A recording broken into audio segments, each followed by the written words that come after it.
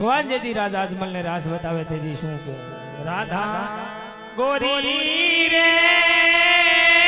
રાસ રમા એ આ ભાવેડા એ આ મારું બરવાળાનું ઘરેણું આ એ આ જો રે લો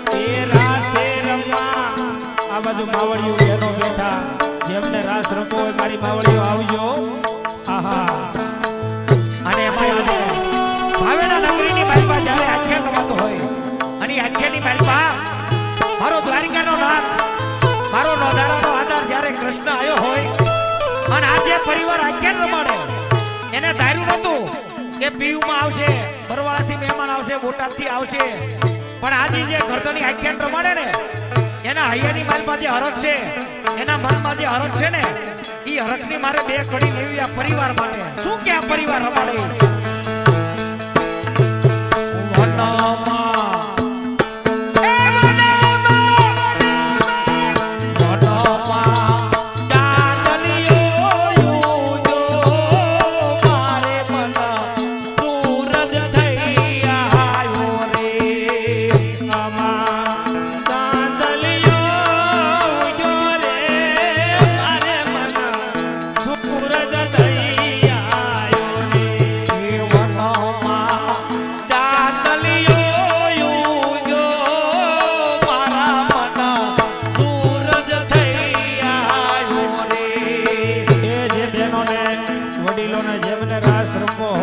ભગવાનનો રાસ છે. આપણા ભાગ્યમાં ક્યાંથી વધારે લાઈવ શરૂ છે તો આપણી યાદી રે. હાલો આવી જાયજો ભાઈ, કહેતા નહીં અમારે રાસ રમવો તો અને આખ્યાનો દોર આગળ વી ગયો એટલે માવડી એનું જેમને રાસ રમવો આવી જાયજો મારો બાપ. એ આ મોરિયા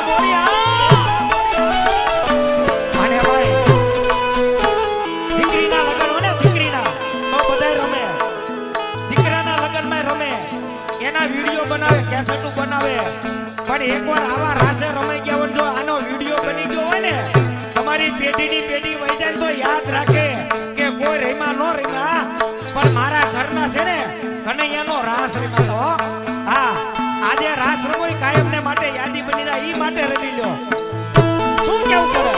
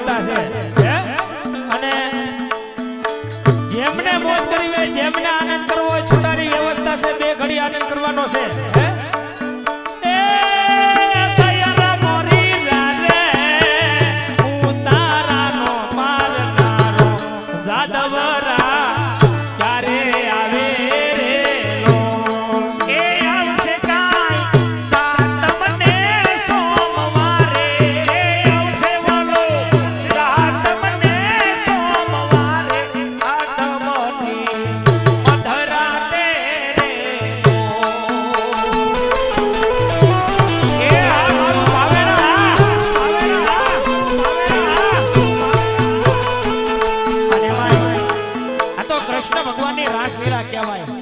કૃષ્ણની રાસ કોણ રમ્યા હતા?